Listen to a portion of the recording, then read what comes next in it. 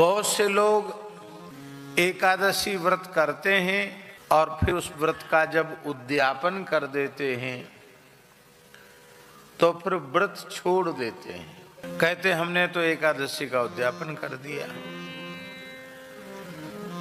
तो एकादशी इस प्रकार का व्रत नहीं है कि उद्यापन करके उसका त्याग कर दिया जाए। उद्यापन वो व्रत के संपूर्ण फल की प्राप्ति के लिए है, जिसमें हमको वर्ष भर की एकादशियों का महात्म्य एक साथ सुनने को मिल जाए, सभी एकादशियों के पूजन का अवसर मिल जाए और ब्राह्मणों का, संतों का सम्मान करने का, उनकी पूजा करने का, उनको फलाहार और उनको पारण कराने का सौभाग्य मिल जाए, यही उसका प्रयोजन है। उद्यापन भी करना चाहिए, इस बहाने विशिष्ट पूजा का अवसर मिल जाता है। किंतु यदि सामर्थ्य है शरीर की तो एकादशी का त्याग कभी नहीं करना चाहिए। हमारे यहाँ धर्म शास्त्र में लिखा है, एकादशी की तिथि पर अन्न में पाप का निवास होता है। इसलिए एकादशी को जो अन्न खाता है वह पाप ही भक्षण करता है, पाप ही खाता है। एकादशी को न अन्न खाना न अन्न देना, देना भी नहीं। सर्वोत्तम पक्ष है कि प्रत्येक एकादशी निराहार हो। निराहार माने कुछ भी ग्रहण न किया जाए, जल भी ग्रहण न किया जाए, ये सर्वोत्तम एकादशी है। हमारे ब्रज में, चित्रकूट में, अयोध्या जी में अनेक संत ऐसे हैं जो वर्ष भर की एकादशियां निर्जल ही करते हैं, जल भी नहीं लेते। एक दो की संख्या में नहीं, ऐसे संत सैकड़ों की संख्या में। यदि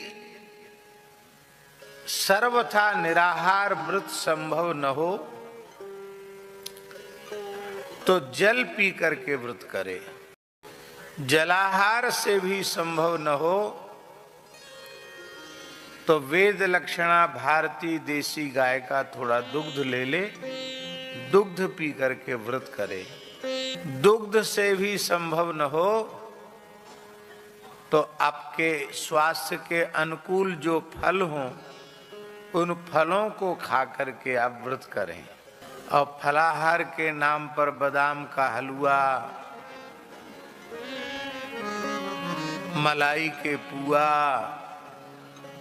लच्छेदार रबड़ी और सिंघाड़े का हलवा और क्या क्या चीज बनती, कूटू की पूड़ी।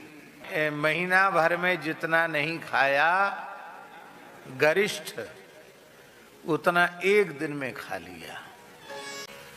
यह एकादशी उत्तम नहीं है।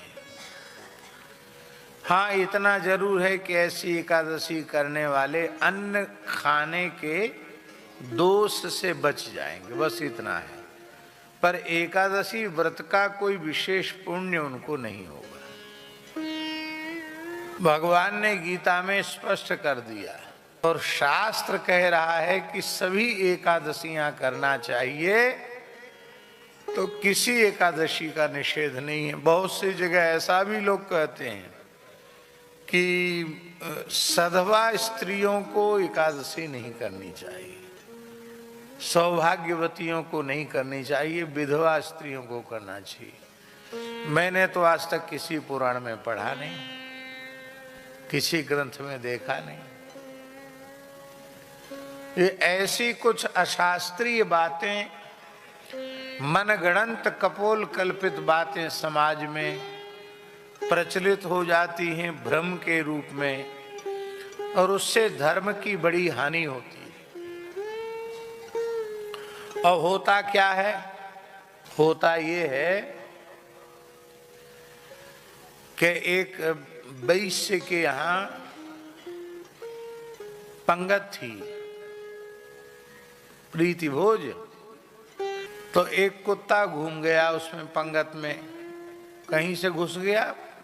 भोज भंडारे के समय कुत्ते जरूर पहुंच जाते हैं।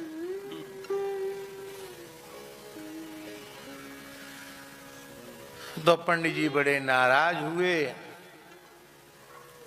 उन्होंने कहा सब फेंकवाओ सामान। बोले कुत्ते ने छुआ थोड़ी, बोले छुए चाहे कुत्ता आ तो गया, बिल्कुल हटाओ सब सामान। वैश्य बेचारा श्रद्धावान था, उसने कहा चलो कोई बात नहीं, अब कुत्ते ही खाएंगे और क्या है। सब सामान उठवाया, सबको फेंकवा दिया, कुत्ते खाओ चाहे सुअर खाओ, कोई खाओ। दूसरी रसोई बनाई गई, लोगों ने पाया यह बात अनुचित नहीं थी। कुत्ता घूम गया तो वस्तुतः वो खाने योग्य नहीं रहा, ठीक है, इसमें हमारा कोई विरोध नहीं है। लेकिन उन्हीं पंडित जी के यहाँ उनके लड़के के ब्याह के प्रीति भोज में एक कुत्ता घुस गया उनके यहाँ भी।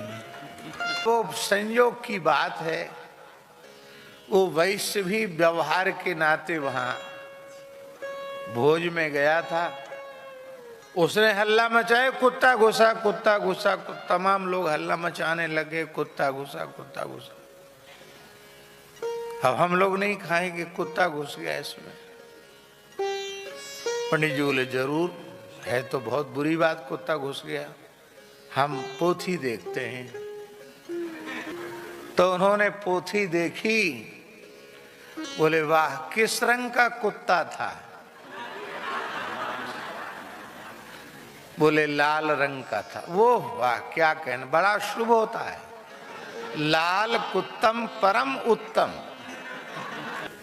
किसी पोथी में नहीं लिखा कि काला कुत्तम अधम और लाल कुत्तम उत्तम, लेकिन इसी बात की तो पंडिताई है। आप्त पुरुषों के वचन प्रमाण होते हैं।